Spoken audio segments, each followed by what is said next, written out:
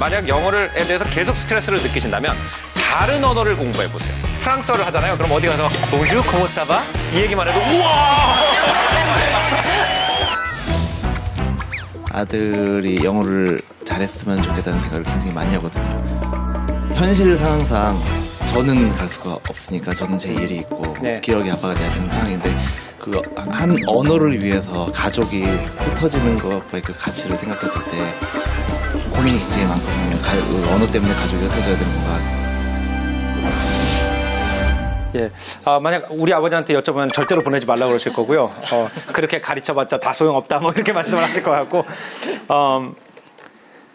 언어만을 위해서라면 오래 흩어져 계실 필요는 없다고 저는 생각을 해요. 그러니까 예를 들어서 우리나라에서 충분히 미국 드라마도 많이 보고 책도 많이 읽고 그래서 영미권의 사상을 어느 정도 저희가 영유하고 있는 상황에서 미국에 간다 그러면 제가 생각할 때 입이 터지는 기간만 기다리면 되거든요. 이미 지식이 들어있는 사람은 그리고 정서를 가지고 있는 사람은 그럼 그 기간은 제가 봤을 때 길어봤자 1년 반이에요. 그래서 언어만을 위한 거라면은 아예 영영 유학을 보내실 필요는 없다라는 걸 일단 좀 안심을 드리고 싶고요. 한 9개월 정도 친척이 있다면 친척 집에서 아니면은 익스체인지 프로그램 그 집 아이가 우리 집에 와 있고 우리 집 아이가 그 집에 가 있는 이런 프로그램들이 요즘 있거든요. 그러면은 아이는 가 있는 대신에 또 이제 다른 집 아이가 와 있기 때문에 좀 이제 좀 덜 외로우실 거고 또 새로운 친구도 하나 생기고 또 아드님 있으시다고 그랬잖아요. 아드님이랑 또 이 친구랑 둘이 또 평생 가는 친구가 될 수도 있고 그래서 그런 프로그램도 좀 알아보시면 좋을 것 같다고 저는 좀 추천을 드리고 싶고요. 자, 작가님께서 아까 언어의 기능에 대해서 말씀을 하시면서 언어는 주 목적이 이제 소통하려고 배우는 거다라고 말씀을 해주셨잖아요. 예. 7개 국어 하시죠? 7개 국어를 하죠. 도대체 얼마나 소통을 하고 싶으셨으면 7개 국어를 배우게 되신 건가요? 일단 제가 여러 가지 개인적인 상황이나 이런 것 때문에 좀 여기저기 떠돌면서 살았어요. 근데 이제 저한테는 좀 도움이 됐던 게 뭐냐면은 이 경제적인 상황이 힘들다 보니까 주로 유학생들이 정상적으로 생활하는 공간에서 살질 못하고 조금 이민자들이 많이 살고 있는 외곽 지역에서 살게 됐습니다.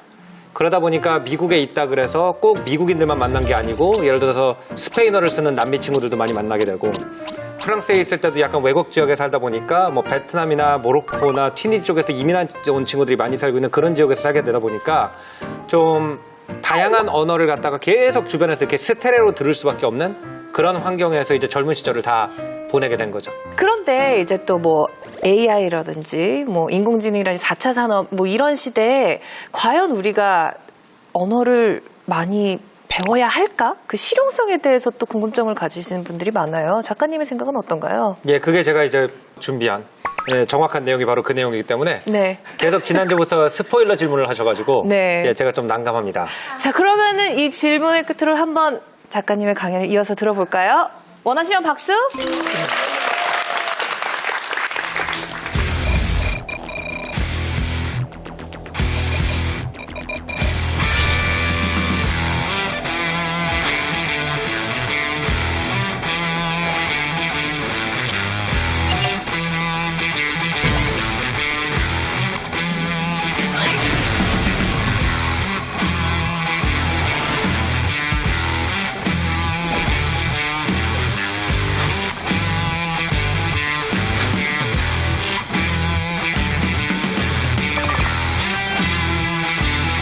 아무리 인공지능 번역기의 성능이 좋아져도 여러분은 영어 공부를 해야 됩니다. 우리가 AI한테 우리의 소통을 맡긴다 그러면 저는 굉장히 걱정이 됩니다. 내가 한 살 위니까 형이라고 부르고 고개 돌리고 마셔 이렇게 집어넣었어요. 어떻게 출력을 했냐면 일단 내가 한 살 위니까를 I am 1 year old로 번역했습니다. 형이라고 부르고를 갖다가 I call you brother 고개 돌리고 마셔를 갖다가 그냥 turn your head and drink it.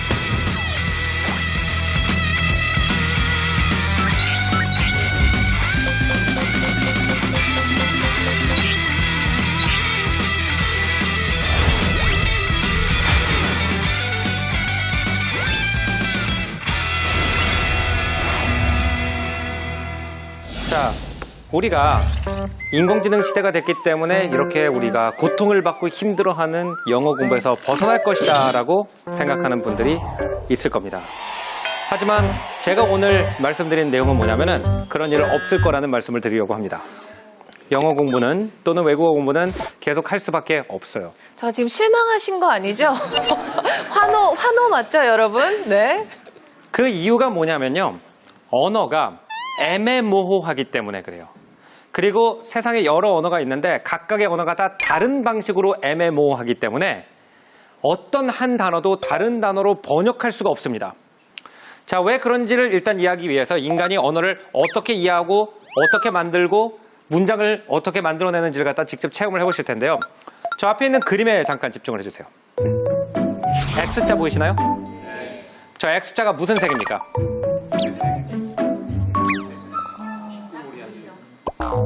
자, 여기 계신 분들이 여러분들이 계신데 여러분들이 많은 다른 색깔을 말씀을 하셨습니다.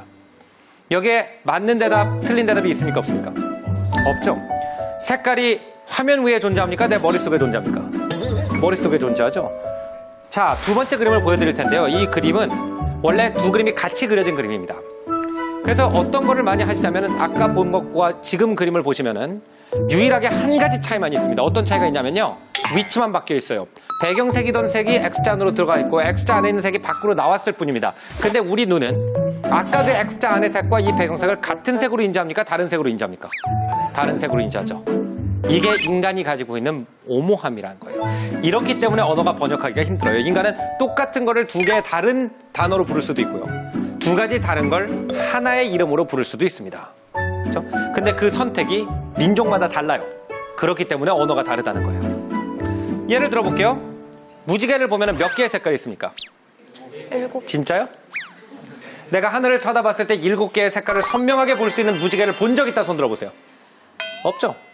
그럼 우리가 왜 무지개가 7개 색깔이 있다고 생각합니까? 뭘 통해서 배웠어요? 말로 배웠죠. 언어적 현실이에요. 그렇기 때문에 무지개에 몇 가지 색깔이 있느냐는 나라마다 다릅니다. 예를 들어서 프랑스 사람들은 무지개에 몇 개 색깔이 있냐라고 하면 6개라고 흔히 대답을 합니다. 그 이유가 뭐냐면 남색이라는 이름이 없어요.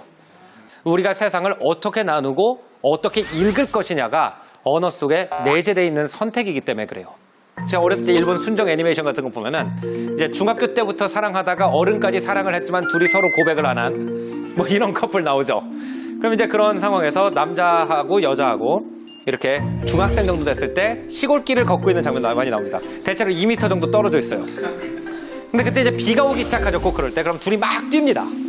분명히 학교에서 천둥과 번개가 치면 아래로 뛰라고 배웠을 텐데 꼭 산 꼭대기에 있는 신사로 뛰어 올라갑니다.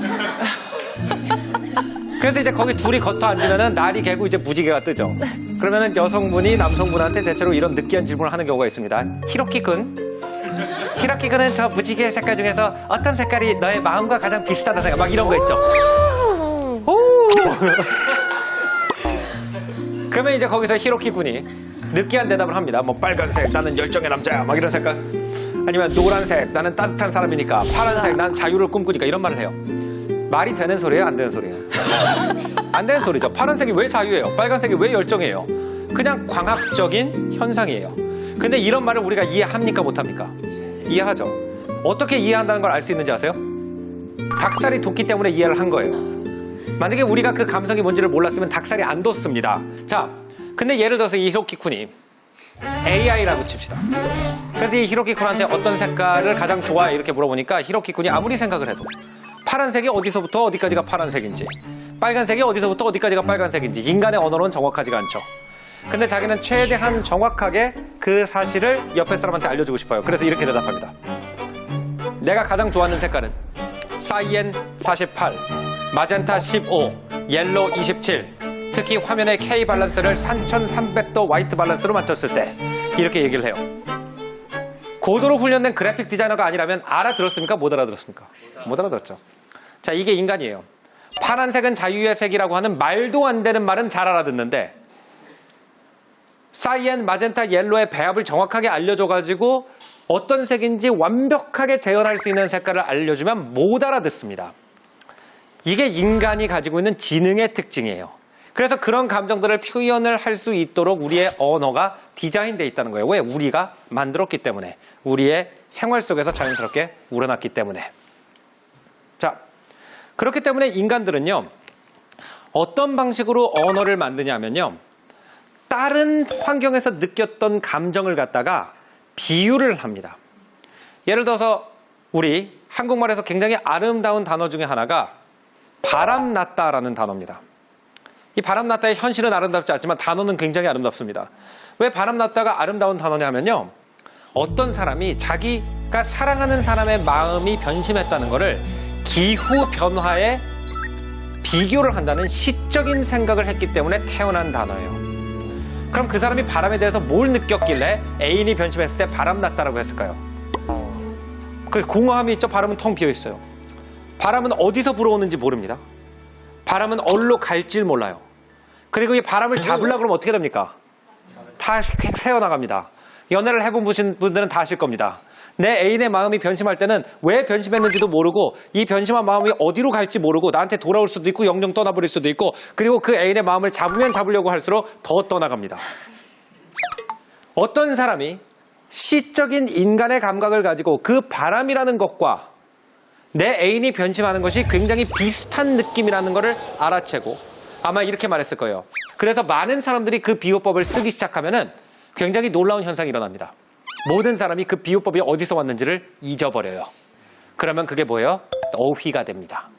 이걸 갖다가 언어학자들이 뭐라고 그러냐? 렉시칼리제이션, 어휘화라고 그래요.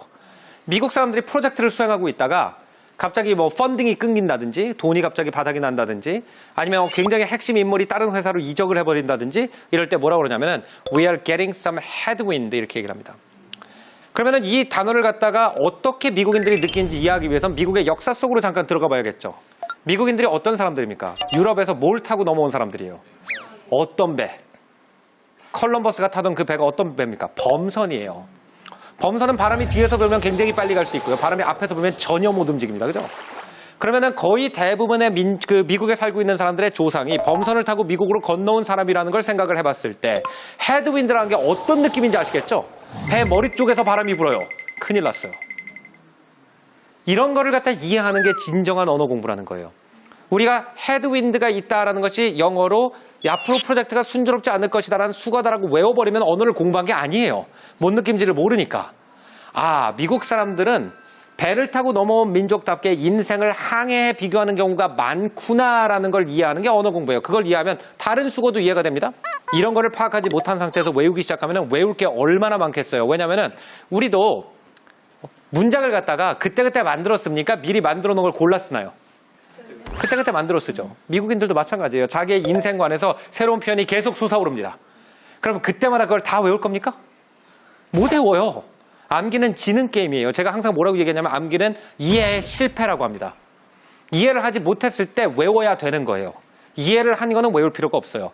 많은 분들이 영어 공부할 때 가장 힘들어하는 것 중에 하나가 단어를 갖다 굉장히 많이 외워야 된다라고 생각을 합니다.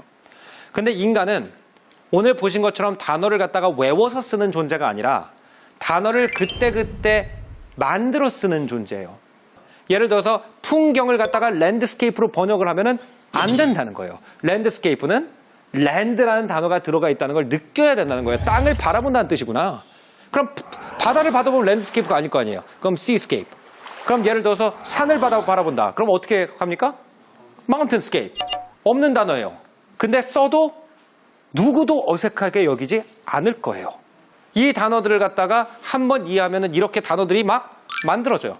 그러면은 미국 사람들이 가지고 있는 것과 같은 그림과 상상력을 가지고 단어를 만들면 그 사람들은 없는 단어라도 이해를 하고요.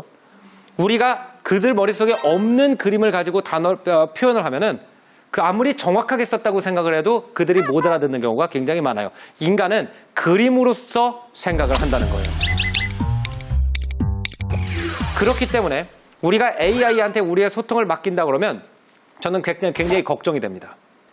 제가 가끔씩 통역 일을 할 때가 있거든요. 통역 일을 할 때 가장 중요한 것 중에 하나가 오해가 될 만한 그림을 불러일으키는 말을 번역을 안 하는 게 굉장히 중요한 일이에요. 한국 사람들은 굉장히 예의 바른 말이라고 생각을 했는데 번역하면은 큰일 나는 말들이 굉장히 많습니다. 근데 그거를 갖다가 모르는 상태에서 인공지능 번역기가 모든 말을 갖다가 다 말 그대로 번역을 한다. 근데 그 똑같은 단어를 읽고 떠오르는 그림이 민족마다 이렇게 다르다라고 할 때 그것이 이해를 돕게 될지 오해를 늘리게 될지 저는 아직까지 살짝 겁나요. 또 인간이 어떤 능력을 가지고 있길래 제 생각에는 컴퓨터가 인간을 완전하게 대체할 수 없다고 생각하는지 4부에서 계속 듣기로 하고요. 3부 강의는 여기서 마치겠습니다. 감사합니다. 자, 여러분 질문 키워드 준비해 주시고요. 예. 자, 하나, 둘, 셋 하면 들어주세요. 하나, 둘, 셋.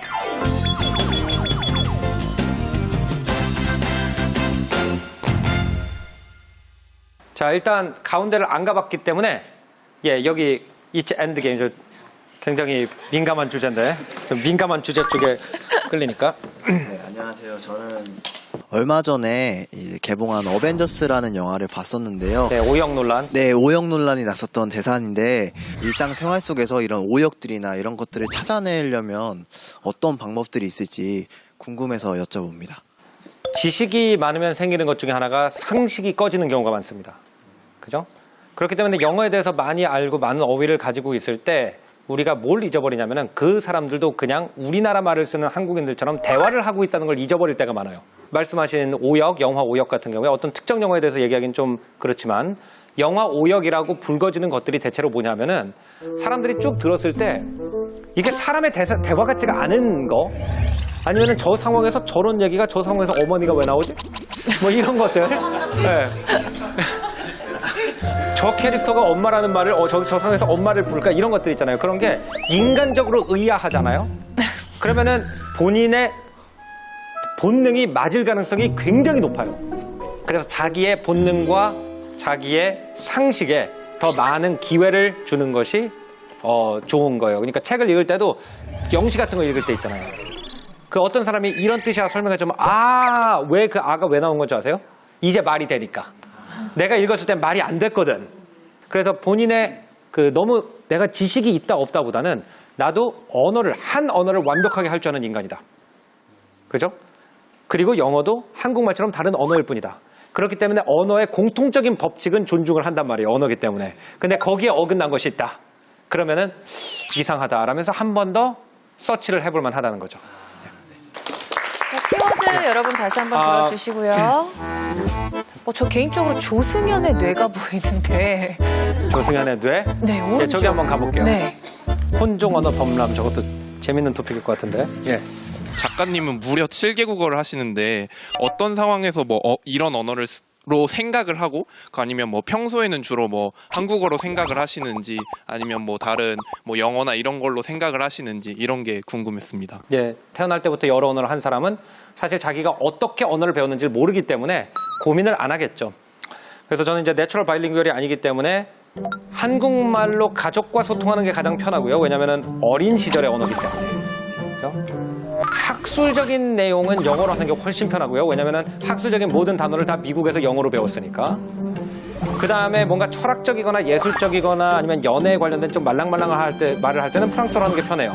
그래서 제가 생각할 때는 그 나라 말로 할 수 있는 것이 그냥 그 나라에서 어느 시절을 보내는 거와 관련이 가장 많은 것 같아요. 그래서 처음에 제가 한국에 아주 굉장히 어색했던 게 뭐냐면 이제 소개팅 같은 데를 나가게 되면은 뭔 말을 해야 될지 모르겠는 거예요. 왜냐면 연애라는 거는 어느 나라 연애나 고정 스크립트가 있어요.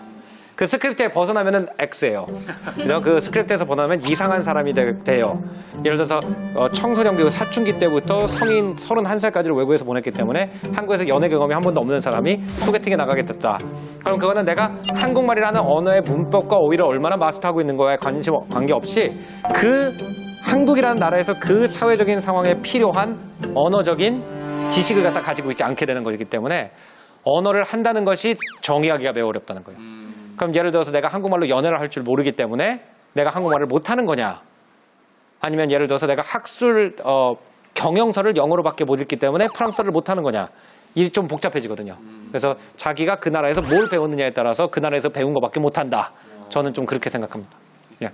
예를 들어서 멘붕 아니면 리즈 시절이다 사스가 츤데레 이런 식으로 그 다른 나라의 말을 한국식으로 혼종해서 쓰는 그 단어들이 굉장히 많이 생겨나고 있는데 이런 현상이 그 언어 문화에 어떤 좀 장점을 가져다 줄 수 있는지 궁금합니다. 예. 일단 언어는 다 섞입니다. 그러니까 순수 언어라는 건 존재하질 않아요. 그러니까 예를 들어서 어떤 진짜 많이 하는 사람한테 어떤 텔레비전에 많이 나오는 전문가를 펀딧이라고 그러거든요. 영어로 어느 나라 말일까요? 인도 말이에요. 분디트. 이렇게 발음하니까 아시겠죠? 그죠? 선생님을 뜻하는 단어입니다. 우리나라 말만 외래어를 많이 받아들이고 혼재된 게 아니라 사실 세계에서 가장 외래어를 많이 받아들이고 혼재된 언어는 영어입니다.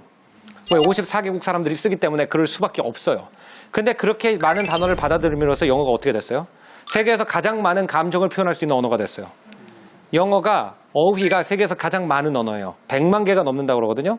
그래서 혼용을 많이 하는 언어가 한 가지 확실한 건 뭐냐면 표현성이 굉장히 많이 확장된다는 장점이 있어요.